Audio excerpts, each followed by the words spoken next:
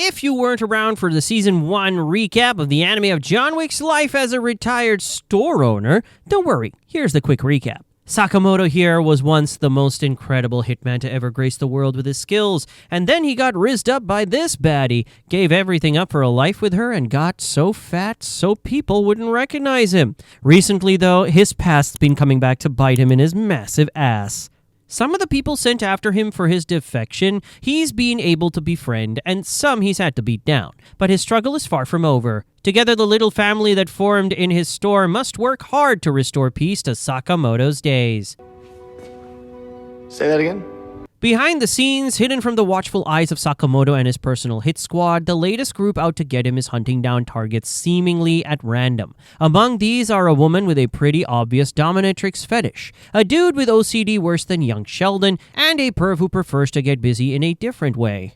News of the killings from this group, known as the Death Row Inmates, eventually reaches Sakamoto and his gang's ears through the grapevine. After being warned by an ally that these killers are dangerous and sadistic people, Sakamoto decides it's time to make a move on the morons. After all, he can't just let them run loose in his territory, especially when they're likely to just come after him sooner or later anyways. To this end, he heads to a video rental store that doubles as an intelligence vendor alongside Shin and Lu. There he buys some footage of his latest killings from the Death Row Inmates. Meanwhile, a group from the JAA, Sakamoto's former organization, has been dispatched to look into the matter of the killings. As it happens, though, they're a bunch of morons too. Between the oblivious maid chick, the carefree shapeshifter, the wannabe cool guy, and the senile old geezer, it ain't looking too good. Especially considering the geezer seems to be, like, slicing shit up without thinking of the consequences. Back with the main characters, Sakamoto's training to dodge and catch bullets with one of his newer allies, a top-tier sniper named Heisuke. In the middle of said training, Shin pulls up and tries to shank Sakamoto like they're in a prison yard. Of course, Sakamoto sees it coming from a mile away and stops him, before revealing that Shin is actually Nagumo, the shapeshifter from the JAA. As it happens, Nagumo's here to warn Sakamoto about the death row inmates and tell him to stay out of the matter since the JAA's decided to handle it. Unfortunately for him, Sakamoto's mind's already made up. He's gonna catch those chuck lefters and beat them till they blab about their boss. Slur. Yeah, the guy who's hiring degenerate killers is unironically called Slur. Anyways, annoyed by Sakamoto's insistence, Nagumo decides to show him the enemy's bounty list and where he's placed on it as a bit of petty revenge. Of course, the fact that he's at B rank hurts, but what feels like an even worse kick in the nuts for Sakamoto is that Nagumo's listed as an S rank. Truly, there's no justice in the world. Unknown to the two goofballs messing with each other, Shin and Lu are at a store nearby to get materials for Sakamoto's store. And if they get a little sidetracked showering the pets there with some love, well, that's not hurting anybody, is it? However, since they planned for this to be a routine shopping trip, neither of them is prepared when one of the death row inmates reveals himself out of nowhere.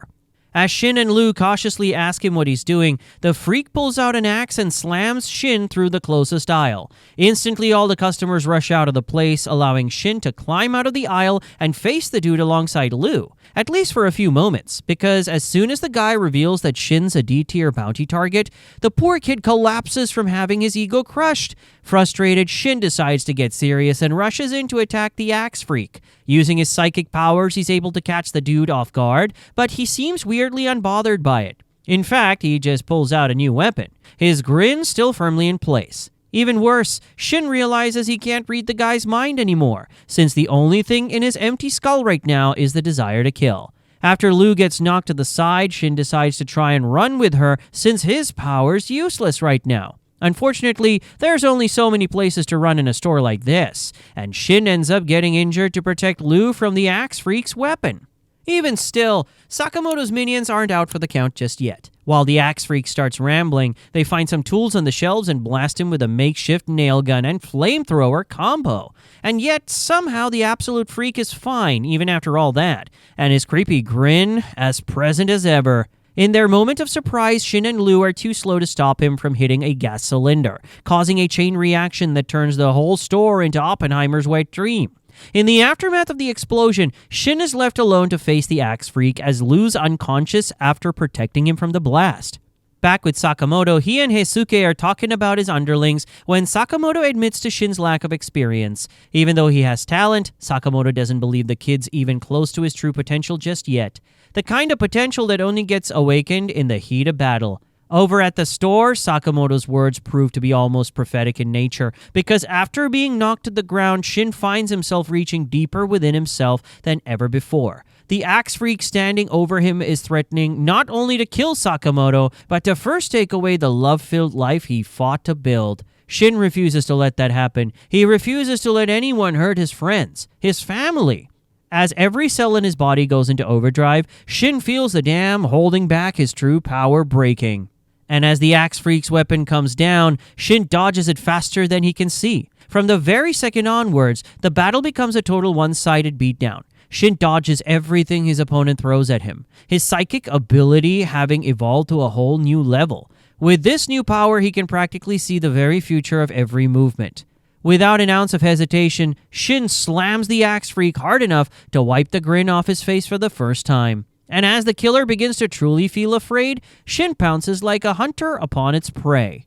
For a few solid moments, it truly looks like this is going to be complete victory for Shin, destroying the axe freak in every way. As with all other things, though, his sudden power boost comes with a flip side. Because of overusing it so much right after unlocking it, Shin's body starts freezing up from the stress of it all. In that instant, the axe freak prepares to capture Shin and take him down while he has a chance. However, at the last second, Lu bursts onto the scene, launching the man away with a single swipe of her hand.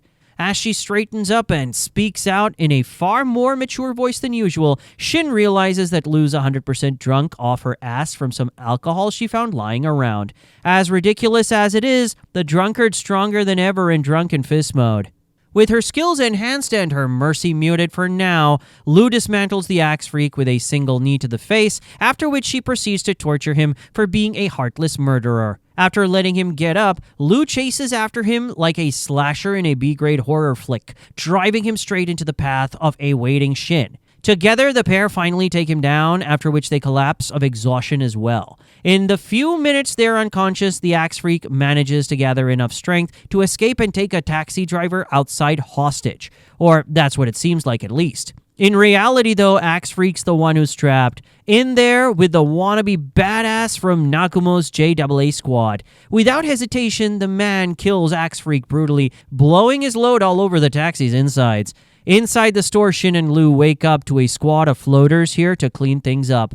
To put it simply, these dudes are the JAA's janitors who cover up all hitman activities from the public. Between them, Taxi Dude, and what the maid's about to do, I'm happy to take back everything I said. These freaks are the real deal. Seeing as how she's kind of an NPC, I'd usually skip the maid's fight, but it's too peak not to show at least a little of it. In short, she completely outclasses, outmatches, and overpowers her death row inmate target with ease.